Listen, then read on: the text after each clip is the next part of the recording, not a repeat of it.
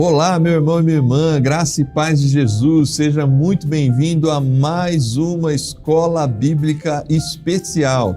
Eu começo fazendo uma pergunta: qual o livro que marcou a sua vida? Se você quiser colocar aí nos comentários, qual o livro que marcou a sua história? Seja um livro da sua infância, da sua adolescência, seja um livro das Escrituras Sagradas, seja um livro que você teve que ler para a escola, enfim, qual é o livro que marcou, que veio à sua mente quando eu falei isso? Convide aí os seus amigos, irmãos, pessoal da sua igreja, compartilhe nos grupos de WhatsApp, porque nós vamos hoje conversar sobre qual o sentido da história, na última lição desta série sobre como os cristãos veem o mundo, e vai ser um privilégio participar desse momento junto com você.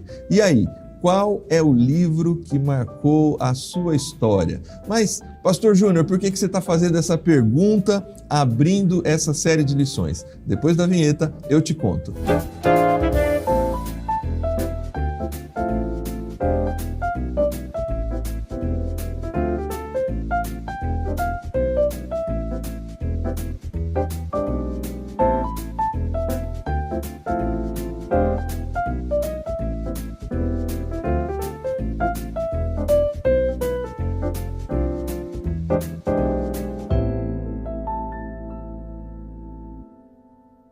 Muito bem, estamos de volta. Muito bom receber vocês aqui, meu irmão, minha irmã. Eu peço que você continue compartilhando esse estudo de lições aí, essa live agora, para que muitas pessoas possam também ser edificadas pelo estudo da Palavra de Deus aqui na Escola Bíblica Especial. Bom, eu comecei com uma pergunta sobre o livro que marca a sua história. O livro que me veio à cabeça quando eu mesmo fiz essa pergunta para mim é A Ilha Perdida, de Maria José Dupré, da série Vagalume. Estou aqui revelando a minha idade para alguns aí que lembram desse livro. Por que eu fiz essa pergunta para você? Porque histórias, geralmente, elas começam bem, a gente é apresentado aos personagens e parece que está tudo bem, e alguma coisa acontece para desestabilizar aquilo que estava certo com os personagens principais, aquilo que estava tudo bem, e esse fio condutor dessa desestabilização é o que nós esperamos no final de um livro, no final de um filme, no final de uma série, para encontrarmos o tão aguardado final feliz. Essa estrutura de uma história é uma estrutura presente em diversas histórias. Mas hoje, num mundo considerado pós-moderno, essa estrutura de história, às vezes, não mais tem sido assim, inclusive nas séries, nos filmes que talvez você assista. Ao falar sobre o sentido da história, nós vamos conversar sobre as diversas perspectivas históricas que as pessoas têm, os povos, as estruturas do nosso mundo criaram. E, obviamente, como fizemos ao longo de toda essa lição, conversarmos sobre a lente cristã. Qual é a visão cristã da perspectiva histórica a partir da Bíblia Sagrada? Para isso, eu estou aqui com o pastor Ayrton Dias.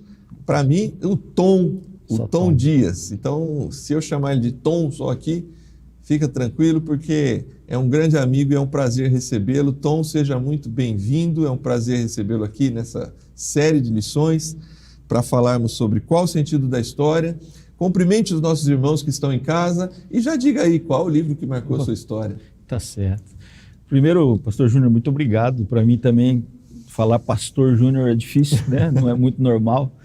Mas agradeço pelo convite, estou feliz por poder compartilhar alguns momentos no estudo da nossa lição.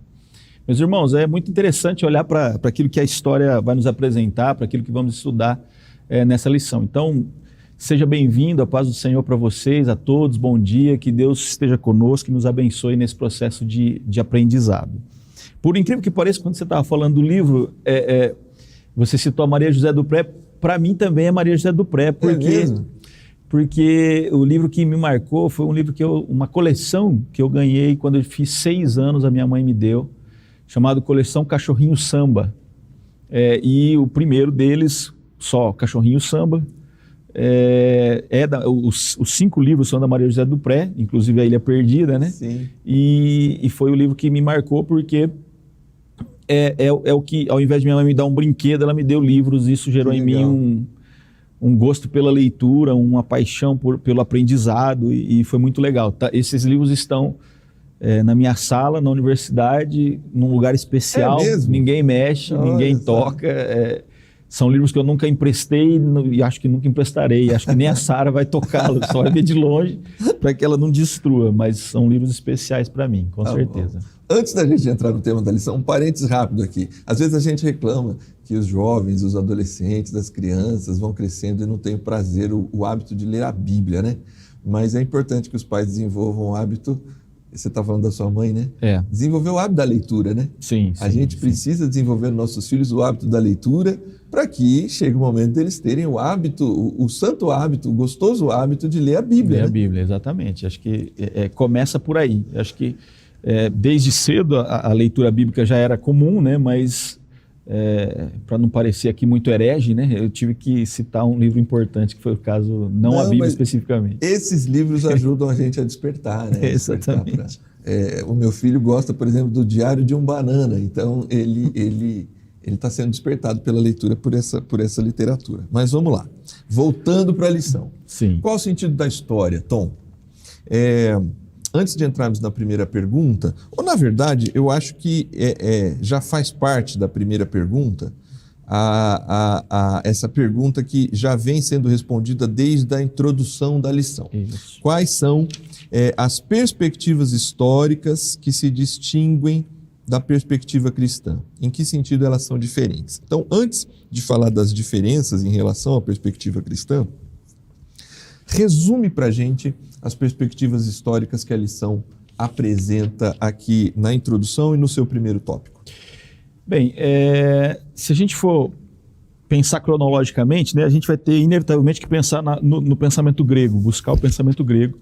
E o pensamento grego, ele se desenvolve em todas as áreas da ciência e, consequentemente, também na história.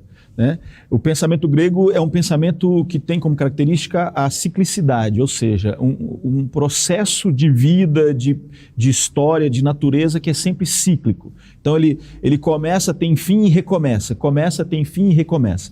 Isso é verdade, inclusive no contexto da cosmologia, por exemplo. O pensamento dos cosmólogos, até que surge a teoria do Big Bang, é que o universo era um universo cíclico ou eterno. É esse processo de começo e fim natural, conduzido pela própria natureza. Do ponto de vista histórico e humano, a Grécia também entendia esse processo cíclico ajustado à humanidade. Então, havia um processo de subida, de crescimento, de valorização humana, de crescimento intelectual, de capacidades bélicas, enfim, e em seguida um momento de decadência. E depois do momento de decadência, um novo processo. Isso também é uma característica, por exemplo, da filosofia chinesa. Grandes filósofos chineses, eles costumavam afirmar que uma geração fraca pedirá uma geração forte, certo, que gerará uma geração que é fraca, e assim o processo se mantém dessa forma. É aquilo que a gente também poderia chamar de pendular? Sim, isso, pendular. Não é pendular porque, quer dizer, vou pensar fisicamente aqui, né? O pêndulo ele tem um ponto máximo e um ponto mínimo, então talvez sim. Mas a ideia aqui é mais de montanha-russa mesmo, de sobe e desce, quando a gente fala de história a partir do conceito grego. Por outro lado, um pouco mais à frente, na Roma antiga, se estabelece uma perspectiva mais otimista. Né? Por quê? Porque eles veem o futuro com muito otimismo. É claro que isso é consequência da própria realidade em que viviam. Né? Então, quando o Império Romano se ergue e se estabelece no mundo, né? No mundo conhecido, no Velho Mundo, eles entendem que eles estão em um processo de crescimento e que esse processo de crescimento jamais acabará. Então, é um futuro esperançoso, é um futuro utópico, inclusive, é um futuro que vai dizer ou vai apresentar à humanidade, de maneira geral, a grandiosidade de Roma. Então, eles têm um pensamento de futuro, de eternidade e que é de grande êxito, de sucesso. Né? Depois disso, pulando a parte cristã, já que é para a gente falar dos que são contrários primeiro, a modernidade também apresenta uma percepção de futuro, ou de história, de maneira geral. O grande dilema aqui é interessante perceber, a Bíblia vai dizer que não há nada novo debaixo do céu, né? Quando a ideia moderna aparece nas filosofias, ela volta ao contexto de Roma. Ela volta ao contexto de Roma, na ideia de um futuro assim especial, perfeito. Inclusive, a filosofia marxista é uma filosofia que tem essa perspectiva, né? No sentido de que quando a gente eliminar as diferenças, nós teremos um futuro brilhante, perfeito, igualitário, incrível. E aqui eu não estou falando de política, eu estou falando de uma filosofia que é o que acontece com Marx e Engels, principalmente. A ideia moderna, ela traz essa mesma concepção. Olha, nós podemos sim ter um futuro muito especial e que atinge níveis de qualidade muito grande. O homem dominando a natureza, dominando a si mesmo e sempre crescendo, sem jamais decair. Só para te cortar aqui rapidinho, para você continuar, desculpa atrapalhar a tua linha de pensamento, mas o que para mim diferencia Roma da moderna, da Idade Moderna e dessa visão de futuro e de progresso, e que, inclusive, quando você falar também da outra que aparece aqui na lição, que é a hipermodernidade, a pós-modernidade, a modernidade líquida, independente do termo que se use, elas, para mim, são respostas ao que a gente vai falar daqui a pouco, que é o cristianismo, né? Sim. Isto é, não é o cristianismo que tem... A gente vai, na modernidade, é assim, nós somos a solução, nós chegaremos no Éden, na Idade do Ouro. O progresso... uma visão humanista naturalista. Isso. Ela abandona qualquer perspectiva de um futuro maravilhoso ou especial em consequência da ação de alguém transcendente ou de um ser superior ou como a gente conhece Deus. Entendeu? Ela foge disso. É o homem pelo homem que atinge os seus limites de qualidade de crescimento especial. Né? Então, ele volta, a modernidade volta ao conceito de Roma com essa perspectiva de que agora não mais é por causa da força do nosso império que nós atingiremos um futuro especial, mas é por causa da qualidade do próprio homem que nós atingiremos um ápice na história, e esse ápice será maravilhoso e utópico, como a gente conhece da história. Agora, o que acontece depois é muito interessante, porque a pós-modernidade ela vem com o objetivo de tentar resolver ou de mostrar uma saída para aquilo que a modernidade não conseguiu mostrar. É interessante perceber isso. E aí a gente pode lembrar de textos bíblicos, Colossenses vai dizer, né, que se a gente se apega a filosofias humanas que não tem Cristo como centro dessa filosofia, a gente tem uma tendência de confusão e decadência e de tentativas malucas de resolver o problema que nunca terá fim. A pós-modernidade é isso. Ela, por exemplo, quando a gente fala da modernidade, um conceito clássico da modernidade sobre a realidade é que a realidade é objetiva. Então, o que vemos... Na modernidade. Ela é objetiva. O que vemos é isso e ponto final. Eu estou vendo essa lição aqui. Então, eu estou vendo a lição. Ela está e ela existe, ponto final. Não há questionamento sobre a verdade dessa existência. Na pós-modernidade, o conceito de realidade passa a ser subjetivo. Ou seja, a sua percepção das coisas é pessoal. A minha percepção não é igual à sua, que não é igual do outro, que não é igual do outro, que não é igual a nenhum dos nossos irmãos que estão acompanhando. Cada um tem a sua percepção. Nesse contexto, a pós-modernidade, quando trata da história, ela muda completamente o conceito da modernidade, que ela estabelece um futuro maravilhoso. A pós-modernidade, quando ela vai surgir depois de 1920, 1940, daí para frente, ela percebe assim, puxa vida, a nossa humanidade está terrível, aquilo que estamos vivenciando na história é muito ruim, a percepção da humanidade sobre ela mesma também é ruim, parece que aquelas expectativas da gente transformar o mundo num ambiente agradável, igualitário, perfeito, onde há fraternidade, onde há cooperação, onde há empatia, a palavra do momento, né? Isso não aconteceu, então o que a gente precisa fazer? O que está acontecendo? Como que a gente se entende? No caso da pós-modernidade, a percepção da realidade dura, da realidade triste, faz com que ela perca a perspectiva de futuro. Enquanto a modernidade pensa num futuro maravilhoso, a pós-modernidade fala assim, vamos cair na real. Sim. Nosso futuro é terrível, nosso futuro não é legal. A gente pode pensar naqueles filmes catastróficos, né, que vão mostrar o fim do mundo, aquelas realidades completamente diferentes, tudo destruído, a natureza destruída, o homem decaído, vivendo as coisas à base de entorpecentes, drogas e outras coisas mais. Essa é a nossa realidade, é o que diz a pós-modernidade. Então ela perde a perspectiva de futuro. Por isso ela vai dizer assim, então viva o presente, que é a única coisa que você tem. Não pense em futuro, não pense em presente, não há céu, não há inferno, não há isso. Você pense no agora e viva o agora, porque é a única coisa que você tem. Então a pós-modernidade ela quebra a história, ela deixa o passado, deixa o futuro e fica só com o presente. Isso não é aquilo que a gente aprende na construção e na cosmovisão bíblica. Muito bem, então de alguma forma a gente tem os gregos numa visão cíclica, os romanos numa visão otimista de futuro, a modernidade depois desse período sai da Roma clássica ali, a gente vai entrar numa Idade Média que tem forte influência cristã, a gente pulou tudo isso, né? A gente chega numa modernidade que responde por meio de um progresso do homem. E quando eu comecei a estudar a pós-modernidade, deve ter já, puxa, que duro dizer isso, perto de 30 anos, né?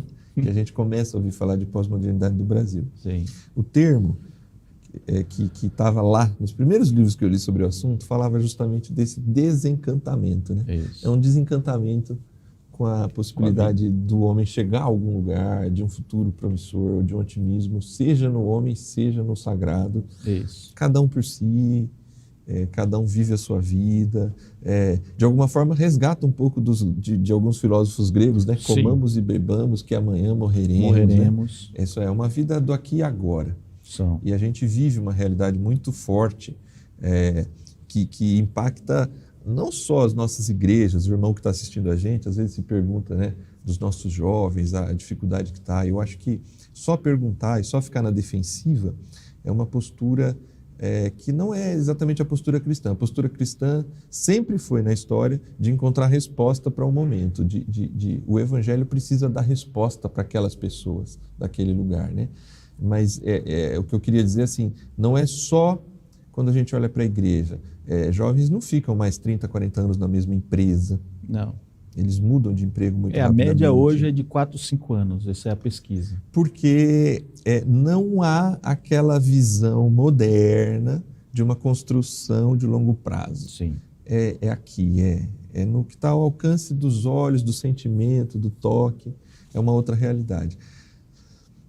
Entrando na segunda questão, porque eu acho que ela também ajuda a responder a segunda pergunta aqui da primeira, né? Em que sentido o cristianismo se difere delas, né? Então, a segunda questão pergunta assim: qual a natureza da história segundo o ensino das Escrituras? Ela diverge desses pensamentos.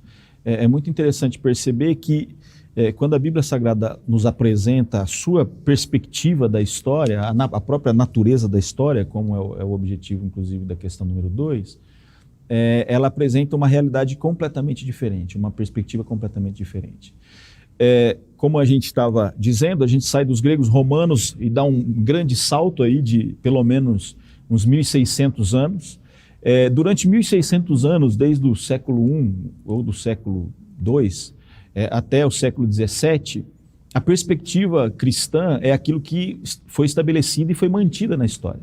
Nesse contexto, qual que é a percepção? A percepção é que existe um meio, um começo, um meio e um fim para essa história. Detalhe, esse começo, meio e fim, ela é uma perspectiva humana, porque o ser humano trabalha nas limitações do tempo, né, do Cronos, trabalha na limitação do tempo. Para ele existe um começo, meio e fim, até que a revelação completa e definitiva de Deus no seu retorno seja estabelecida para nós. A verdade aqui é que quando se sai desse conceito da modernidade, de um futuro utópico, especial e muito, muito bem construído pelo próprio homem, ou a realidade de um futuro incerto, desagradável, e que não tem nada de bom a ser apresentado, a gente olha para a história que a Bíblia Sagrada nos apresenta e ela vai nos mostrar uma compreensão que a gente chama de linear, né? Ela tem começo, meio e fim. Interessante aqui também perceber que quando a gente sai dos contextos que são fora da Bíblia Sagrada, ou seja, de que a história tem um grande viés relativístico, ou seja, a história é relativa a cada ser humano constrói a sua história, porque é ela que define o seu presente, as coisas que faz no presente. Pode até pensar em consequências no futuro, mas o foco é a vivência do presente. Isso era o que os epicureus falavam, isso é que a filosofia hedonista fala também. Então, é uma realidade desde a história antiga. Quando a gente olha para a Bíblia Sagrada, a gente vê que Deus inicia o processo. O Gênesis 1 vai dizer que Deus dá início. No princípio, Deus faz as coisas, Ele estabelece as coisas. É interessante olhar para o texto base, né? O texto base da lição vai dizer, Atos 17, 26, de uma só vez Ele fez todos os povos para que povoassem toda a terra, tendo determinado os tempos anteriormente estabelecidos e os lugares exatos em que deviam habitar. Atos 17, 26. Esse texto está mostrando a ação criadora de Deus, a ação de início da história de Deus. E aí ele estabelece para nós um processo de continuidade. Ele vai, como a própria lição vai nos apresentar aqui, Deus ele cria e ele dá o start. Diferente daquilo que se pensava ou daquilo que se pensa em algumas filosofias, Deus não deixa o universo ou o mundo viver a partir da criação de maneira aleatória ou autônoma. Ele controla cada passo. Detalhe que para isso ele cria, para isso ele se revela, para isso ele se apresenta, para isso ele estabelece povos, para isso ele estabelece líderes, para isso ele age em eventos miraculosos, enfim, ele faz parte da história da humanidade, desde quando ela foi criada e fará parte até o final, quando tudo for restaurado em um novo céu e nova terra. Mas isso a gente fala quando a gente chegar na pergunta, para eu não ultrapassar nenhum limite aqui. A questão principal aqui, para mim, dessa natureza da história, do ponto de vista bíblico, essa lente, né, que a palavra de Deus põe sobre a história, é uma lente, e eu acho que isso que é interessante, né? Você vê a perspectiva grega, você até citou ali rapidamente, né? Você tem uma leve apresentação desse conceito do cíclico na Bíblia, no Eclesiastes, né? Tudo que já foi, tudo que um dia já foi. Tem algum aspecto, isso eles tocam num ponto. O romano, ou o moderno, também tocam num ponto. Seja os gregos, seja os romanos, seja a pós-modernidade, tocam em pontos isolados da cosmovisão cristã. Isso. Ela não tem a amplitude da cosmovisão cristã. Isso. Porque na cosmovisão cristã, você tem um Deus criador de todas as coisas, que foram os assuntos das primeiras lições. Isso. Na cosmovisão cristã, você tem algo que deu errado, isto é, um homem, uma mulher, que se rebela contra o projeto de Deus, assumem a posição de querer serem deuses para si mesmos, e nos joga numa grande tragédia. Sim. Deus é justo e amoroso, ele não simplesmente destrói o homem e a mulher diante do seu primeiro erro, mas estabelece um plano redenção redentor, definitiva, que vai nos jogar para esse fim que você está citando aí, desse encontro com esse julgamento da história. Então, é óbvio que há um desencantamento, há uma tristeza, há um ser humano caído que a pós-modernidade encontra, ainda que não use esses termos. Sim, sim. É óbvio que há um futuro a se ter esperança. É óbvio que as coisas se repetem, mas na cosmovisão cristã você vê isso, acho que o termo que você usou é o linear, né? Sim. Deus dá início à história e ele providencia até o seu processo final. Até o final. Né? Porque nesse meio do caminho, ele vem sempre agindo em favor da humanidade. Né? A gente, por exemplo, uma ideia naturalista ou ateísta vai dizer que não existe nenhum ser superior guiando a nossa história, controlando a nossa história. E por isso o homem caminha segundo as suas próprias vontades e suas próprias decisões.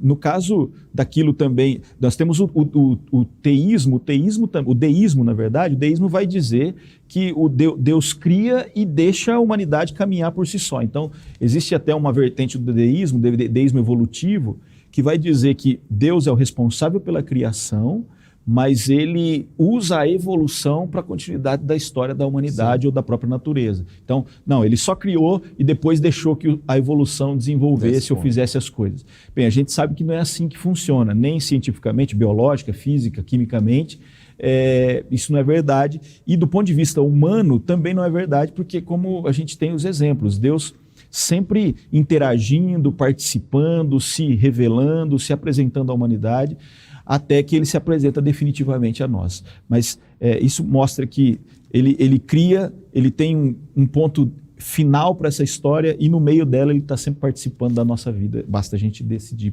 querer isso aí para a gente. Muito bem. Estamos aqui tratando sobre qual o sentido da história e, de alguma forma, a palavra de Deus e tudo que a gente tem conversado apresenta essa direção da história para um ponto final, para uma conclusão. Depois do intervalo, a gente vai fazer um rápido intervalo, a gente vai continuar essa conversa aqui, nesse papo, apresentando essas estruturas que a palavra de Deus nos mostra sobre o sentido, o governo da história e o real sentido de toda a história da humanidade. Fica com a gente e daqui a pouco a gente volta.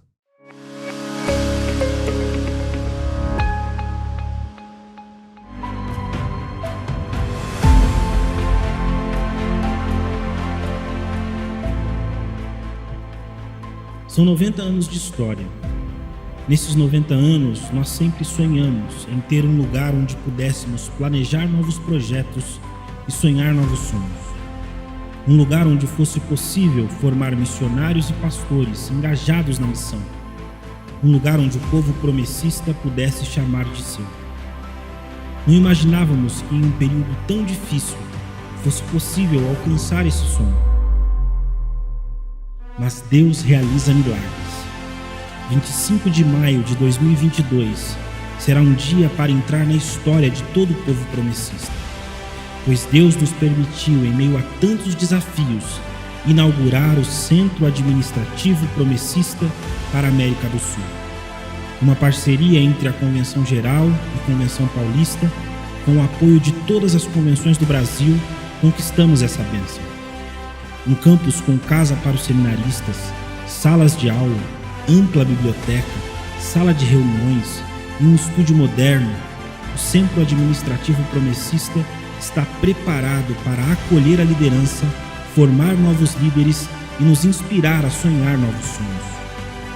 Cremos que esse será o primeiro de muitos centros de formação missionária que Deus dará ao povo promessista, para que através da formação pastoral e capacitação espiritual nós possamos pregar o Evangelho de Jesus a todas as nações.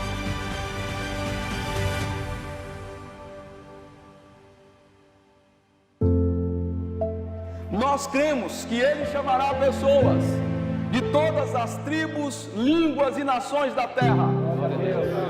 E a Igreja Adventista da Promessa, brevemente, estará em todos os continentes. Um dia os céus do mundo serão diferentes, porque o povo adventista da promessa vai alcançar os confins da terra.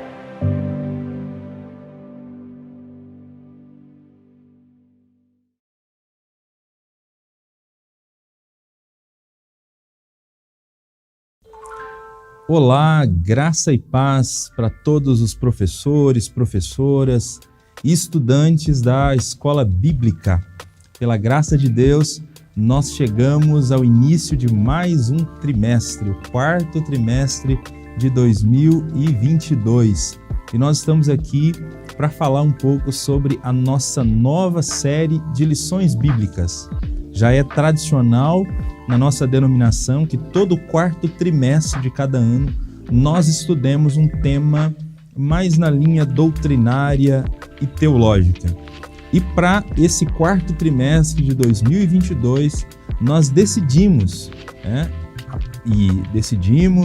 e foi aprovado também nas casas da nossa denominação, estudar sobre teologia do Antigo Testamento.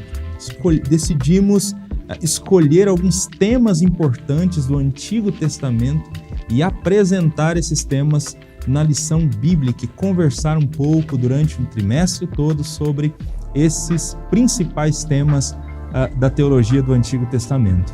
Bom, diante dessa questão, eu queria ler para você uma definição do que é teologia do Antigo Testamento, já que todas as lições desse trimestre vão tratar de temas da teologia do Antigo Testamento. Permita-me ler uma definição que é uma definição de um professor americano chamado Landon Jones. Diz o seguinte: a teologia do Antigo Testamento é uma disciplina que visa expor de maneira clara e organizada o que o Antigo Testamento diz sobre a natureza do relacionamento entre Deus e sua criação, que preserva o significado da mensagem original e permite que ela seja ouvida e compreendida pelo leitor atual. Então perceba que nessa definição de teologia do Antigo Testamento há dois movimentos muito claros que são feitos quando se tenta fazer teologia do Antigo ou do Novo Testamento. O primeiro é organizar a mensagem ou do Antigo ou do Novo Testamento, organizar e apresentá-la de maneira clara.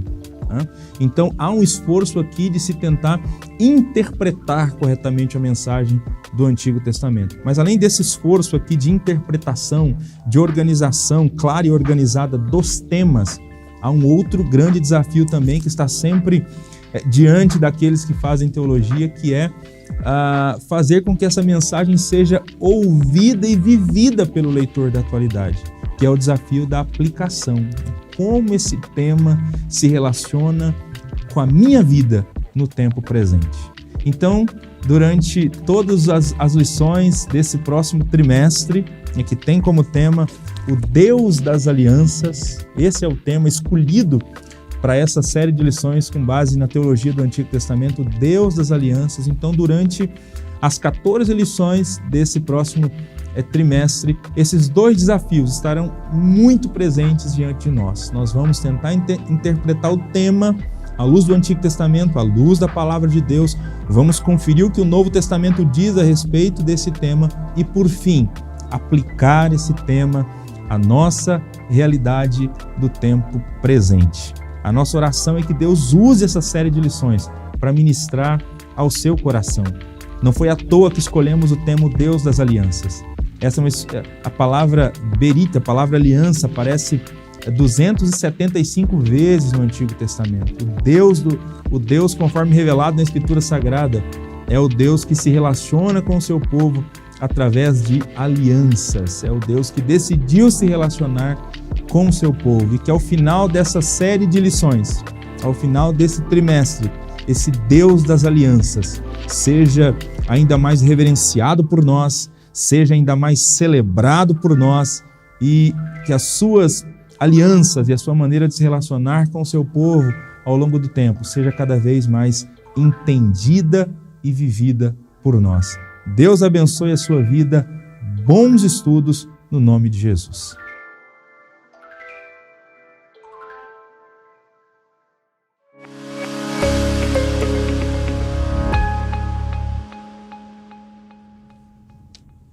Muito bem, estamos de volta e é muito bom continuar com você aí com a gente.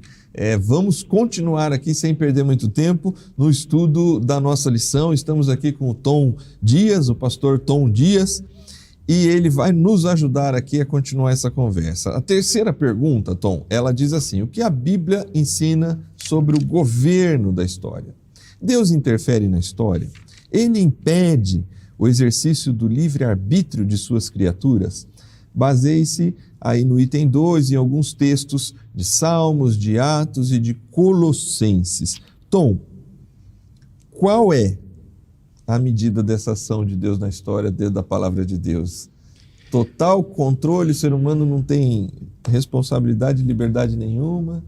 Total isenção? Nenhuma coisa nem outra, né? A maravilha da ciência, do conhecimento, da sabedoria inescrutável de Deus, como diz o texto de Romanos, é exatamente em criar, orientar, participar, se envolver, mas não tirar de maneira nenhuma a nossa liberdade, ou seja, o nosso momento em que temos que tomar uma decisão em direção a Deus, segundo aquilo que somos imbuídos, comovidos, envolvidos e confortados pela ação do Espírito Santo. Detalhe aqui é que, se a gente quiser dar um passo atrás, de novo, só para reforçar isso, qualquer pensamento filosófico antigo, e quando eu digo antigo, pré-cristianismo, e também pensamentos modernos e pós-modernos em relação, que estão associados, por exemplo, à visão naturalista, ateísta da história, não aceitam um Deus guiando as coisas, nem criando e nem guiando, né? Richard Dawkins escreve um livro, O Relojeiro Cego, que tem o objetivo de questionar exatamente a ideia de que, olha, se existe uma perfeição e coisas tão perfeitamente organizadas, há necessidade de alguém com conhecimento para fazer isso. Então ele vai fazer uma crítica, né, uma paródia, dizendo que o relojeiro que fez o relógio é cego, porque é a própria natureza que faz as coisas por si só. Carl Sagan vai dizer também que nós somos poeira do universo. Isso parece muito bonito e parece mostra um certo grau de humildade, mas não é isso no fundo da história. Eu, particularmente, quando eu olho para essa frase, eu tenho duas perspectivas dela. A primeira é que se somos só poeira do universo, então nós somos obra do acaso. Nós somos consequência de uma junção de várias poeiras e, por fim, a criação existe porque, de maneira aleatória e por conta de leis praticamente cegas, nós surgimos e existimos e toda a diversidade que conhecemos é real. Isso, evidentemente, não é bíblico, não faz parte da nossa cosmovisão. Outra percepção, e a percepção completamente contrária, é que se somos poeira do universo, nós não temos valor algum para que, se existir um Deus, se existir um ser criador, ele se importe conosco. Isso é uma visão, inclusive, estoica, né? A visão da apatia, de que Deus existe, mas ele não se importa. A característica principal de Deus é a apatia, ele não se importa, ele não se interessa, ele não se envolve. Isso não é a realidade que a gente tem na Bíblia. A Bíblia vai mostrar para a gente, agora respondendo de maneira, desculpa a enrolação, Júnior, respondendo de maneira objetiva, quando a gente olha para o que a Bíblia fala sobre o governo da história, a gente vê Deus governando a natureza, né? Quando a gente olha para os textos de Salmos 65, Salmos 104, 135, 147, nós temos ali diversos textos que vão mostrando Deus sendo o Criador e aquele que comanda, coordena, orienta, estabelece limites, controla a natureza em si. Também mostra uma realidade, a Bíblia vai mostrar para a gente uma realidade em Romanos 2, inclusive é um texto da lição número 10, se eu não estiver enganado, que vai dizer que moralmente o homem tem ele tem em si certas concepções morais, e essas concepções morais vêm do próprio Criador, são consequência daquilo que o homem pode até não entender, pode até dizer que não tem nada a ver com Deus, mas isso tem profundo peso da existência, da presença e da coordenação de Deus, do governo de Deus na história. Isso fica claro, inclusive, quando a gente olha para materiais, livros mesmo, seculares, que vão mostrar a importância e a relevância do ensinamento bíblico na história da sociedade, principalmente da sociedade ocidental, em como aquilo que entendemos como ético, como moral, tem profunda base bíblica, né? Além disso, a gente vê Deus estabelecendo certos destinos. Nós não estamos aqui falando do destino de maneira horóscopo, né, de forma de horóscopo, mas estamos falando no sentido de destino, que Deus orienta os destinos, Deus orienta as campanhas, Deus orienta os caminhares, Deus orienta as decisões dos homens. Primeiro Crônicas, Daniel, Atos, a gente vê vários textos que vão mostrar essa orientação de destino.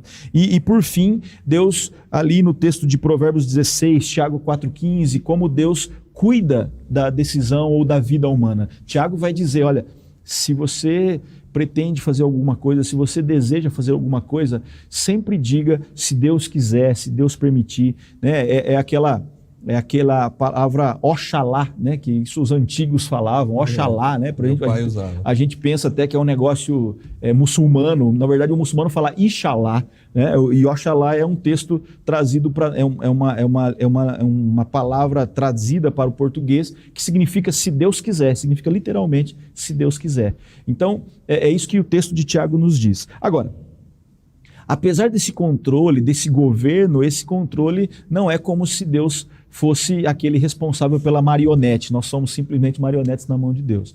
Isso fica claro quando Deus dá ao homem a capacidade de decisão, né? Um texto muito interessante, o texto de Ezequiel 33, que fala sobre a liberdade do homem em tomar as decisões, o texto vai ali dizer, olha, vocês têm um caminho, eu tracei a vocês um caminho, eu dei para vocês uma direção, eu estou colocando para vocês placas nessa história de vocês, para que vocês vão pelo caminho que não vai causar dor, que não vai causar tristeza, que não vai causar constrangimento, que não vai causar perda, que não será doloroso. Eu estou colocando isso diante de vocês, mas essa decisão é de vocês. É legal o texto de Deuteronômio 30, eu sempre brinco com esse texto dizendo que Deus é como um pai amoroso, que ele diz assim, olha, eu estou colocando diante de você a bênção e a maldição.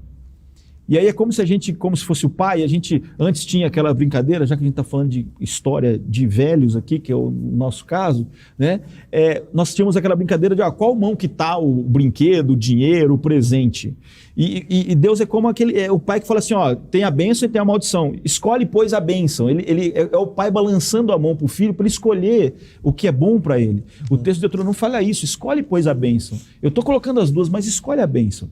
E por fim, o texto também é citado aqui, o texto de Mateus 11, 28, vai falar que Deus está pronto a aliviar os nossos pesos, né? As nossas cargas, se a gente quiser, se a gente for até Ele, se a gente, apesar de Deus dizer sempre para a gente, eu te amei primeiro, hein? Eu te amei primeiro. É muito interessante perceber que Deus, ele dá o passo em nossa direção antes da gente. Sim. Mas ele de maneira muito especial diz assim, então eu estou aqui te esperando agora. Eu estou aqui te esperando agora. Se você quiser vir até mim, eu te alivio. Se você quiser entrar na minha casa, se você quiser me permitir entrar na sua casa, eu estou batendo na sua porta. Então, Deus governa, mas dá a nós a liberdade, a liberdade, a capacidade de escolher voltar para essa história, não guiada pelas filosofias gregas ou romanas, modernas e pós-modernas, mas guiado pela sua palavra, que é, de verdade, a melhor coisa que a gente pode escolher. Do ponto de vista da teologia, talvez você que está acompanhando a gente aí em casa, tenha uma tendência a uma ênfase maior na soberania de Deus, no controle de Deus na história, ou uma ênfase maior na responsabilidade humana, no livre-arbítrio, né? na livre agência do ser humano em escolher entre o bem e o mal. Independente da sua posição teológica, a compreensão que a Bíblia nos traz, o melhor termo que eu acho para isso é trabalhar isso em tensão. A gente tem tensionado na Bíblia textos que nos apresentam claramente a soberania de Deus na história, como esse de Atos 17, que aponta assim, que Deus determinou que os povos habitassem nos lugares exatos. Sim. Né? Você tem aqui uma marcação muito intensa, mas você tem outros tantos, como você citou, que apontam também para a responsabilidade humana diante das suas decisões. Conviver com essa tensão, independente da maneira como você enxerga, a cosmovisão cristã nos ensina a conviver com esses dois aspectos. Deus criou um mundo em que Ele tem controle, Ele é soberano na história, Ele está conduzindo a história, mas nesse mesmo mundo que Deus apresenta essa sua soberania, seu controle, seu interesse, muito diferente da apatia, né? Só que o ser humano aqui toma decisões, o ser humano precisa se responsabilizar por aquilo que faz ou deixa de fazer. Essa tensão é uma tensão que a gente vai conviver com ela, quem sabe lá no céu, sentado ao lado de Jesus, né? Andando pelas novas ruas de um universo recriado, novos céus e nova terra. A gente vai ter essas coisas mais esclarecidas. Enquanto a gente está buscando esse dia chegar, a gente chega aqui na última pergunta. Diante disso, Tom, a última pergunta vai nessa linha aqui. Qual o sentido da história, conforme a Bíblia? Qual o seu ápice, o seu clímax, o seu momento final? O que significa dizer que a história é teleológica e escatológica? Eu acho que aqui, para mim, até aqui nessa lição, tudo que a gente conversou é introdução. Sim. A pergunta da lição é qual o sentido da história, desde o seu título. Sim. Enfim, essa história linear, essa história controlada por Deus, essa história em que o homem tem papel de responsabilidade, qual o sentido dessa história? Eu acho que o sentido, por mais grego que pareça a minha resposta agora, é a gente voltar ao início de tudo, sabe? E quando eu digo isso, eu estou querendo dizer o seguinte, olha, existe para nós, desde a queda, um plano de redenção e um plano de salvação. O que a gente percebe nesse plano de salvação? Primeiro, uma reconexão do homem caído com o próprio Deus, com o próprio Criador. É isso que, quando a gente, por exemplo, lê Apocalipse 5, você sabe que é um texto, para mim, é muito espetacular. Quando a gente lê Apocalipse 5, aqueles que estão glorificando a Jesus, adorando a Jesus, vão dizer assim, olha, nós te adoramos, nós nos prostramos, o Senhor merece honra, glória, poder, majestade, porque o Senhor comprou de volta para Deus, com o seu sangue, aqueles que foram perdidos. Então, a primeira coisa que acontece, e aqui já é o clímax dessa história, quando Jesus se encarna para nos fazer aqui, para se fazer conhecer, para se fazer reconhecer como Deus de maneira definitiva, ele cumpre o que é aquele plano de redenção estabelecido para salvar o homem que caiu. Então eu vejo, num primeiro momento, uma necessidade de reconexão, de ligar o homem que se afastou de Deus ao homem que agora se conecta a Deus através do plano de salvação, através da ação e da morte de Cristo Jesus na cruz. Depois disso, a gente tem o passo seguinte, que para mim, como disse, é como se a gente voltasse ao início da história, porque depois de restabelecida a comunhão com Deus, e aí sim, um pouco mais à frente, no futuro que esperamos encontrar, seja pelo retorno de Cristo e a nossa ressurreição, seja pela transformação que presenciaremos ou viveremos, seja qual for a realidade, viveremos agora e conheceremos a Deus literalmente como Ele é, aquilo que acontecia quando Adão e Eva tinham a graça de conversar com Deus diariamente, face a face. E também a Bíblia Sagrada é clara em nos dizer que haverá uma nova terra, um novo céu. Será restabelecido aquilo que lá atrás existia. Haverá uma comunhão contínua, haverá uma presença contínua, haverá uma vida eterna com Deus. Então, por isso que eu brinquei, né? Por mais grego que pareça isso, a gente caminha a nossa história para que a gente volte ao início dela, ou seja, para a comunhão definitiva, para a conexão direta com aquele que nos criou. Nesse processo todo, Deus comanda, controla, organiza, se faz presente, nos redime e nos deixa aquele que é o que nos leva definitivamente a Deus, o Espírito Santo, nos convencendo do pecado, nos fazendo reconhecer a nossa necessidade dele, para que, enfim, a nossa história seja completa. Se a história tem um propósito, o propósito é que a gente volte a estar completamente ligado àquele que é o Criador dessa história, que é o Criador da humanidade. Muito legal. Para a gente caminhar aqui para a conclusão, eu penso que quando o texto fala aí de teleológica, ele está apontando para isso. A história tem um propósito. Tem um propósito. E na escatológica, a ideia de uma história que tem um processo escatológico é que ela tem uma conclusão, né? Sim. Ela chegará a um fim, isso.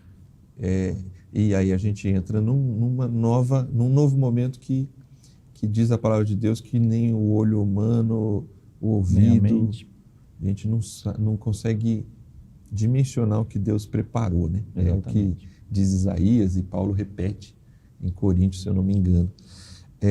Mas eu queria, Tom, para a gente concluir, voltar contigo, como você fez essa de voltar no começo, eu vou voltar no começo da nossa lição bíblica aqui. Qual o livro que marcou a sua história, né?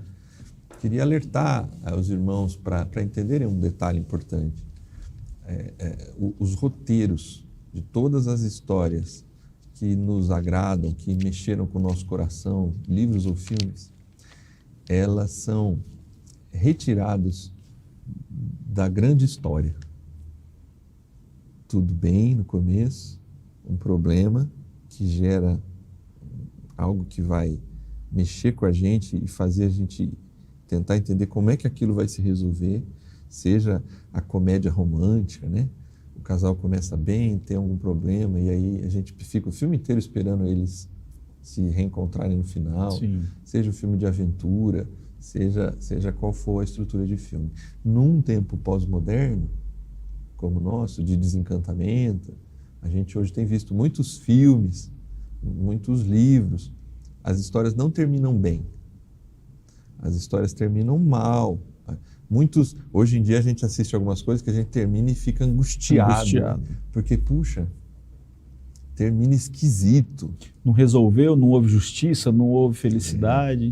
Então esse abandono da cosmovisão cristã pela cultura gera uma angústia, porque o ser humano tem perdido esperança. Sim. A cosmovisão cristã, essencialmente nessa visão de história com teleologia, com propósito e com escatologia, com fim e conclusão, controlado pelo Deus da história, ela traz esperança. A nossa cultura tem produzido desesperança e desespero, porque mesmo há um tempo atrás, eu não estou dizendo que os filmes produzidos na década de 80 eram cristãos. Não, claro. Mas a base da cosmovisão cristã estava presente. Isso. Começo perfeito, problema no meio, final feliz.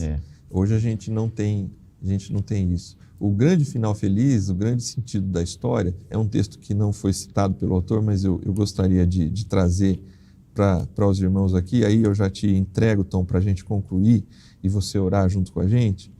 É um texto muito famoso, é Romanos 8, 28. Sabemos que Deus age em todas as coisas para o bem daqueles que o amam, dos que foram chamados de acordo com o seu propósito. Pois aqueles que de antemão conheceu, também os predestinou para serem conformes à imagem de seu Filho, a fim de que ele seja o primogênito entre muitos irmãos. Eu junto esse texto com uma outra fala dos autores do Novo Testamento, que o Cordeiro de Deus foi morto antes da fundação do mundo. No centro da história está a cruz. Isso. No centro da história está Jesus. Há quem diga que antes que Deus dissesse haja luz, ele disse haja cruz, porque sempre foi o grande plano de Deus que toda a história convergisse em Cristo Jesus. Desde o início. Todo esse desenrolar de criação, queda e redenção, ela tem uma estrutura, um fio condutor. E essa é a grande missão de Deus, a grande missão do Espírito Santo, a grande missão do povo de Israel, a grande missão da igreja e a sua grande missão e a minha grande missão é levarmos a mensagem do Evangelho que faz com que a gente leve as pessoas a entender que a gente foi feito para se parecer com Cristo Jesus. Quando você falou dos filmes, eu me lembrei de 2 filmes com o Mel Gibson. Não é spoiler porque são antigos. Mas Coração Valente... Se você não viu, o problema é seu. Bom, já era. Mas Coração Valente, se a gente lembrar do filme Coração Valente, ele morre no final, ele é decapitado no final. Aquilo me deixou numa angústia. Eu falei, puxa vida, tá bom, mas entendi, é um filme que conta a história de guerras e tal, então isso pode acontecer. E ele fez logo depois um outro filme chamado Patriota, né, que conta da Guerra Civil Americana. E é muito interessante, eu falei, não é possível.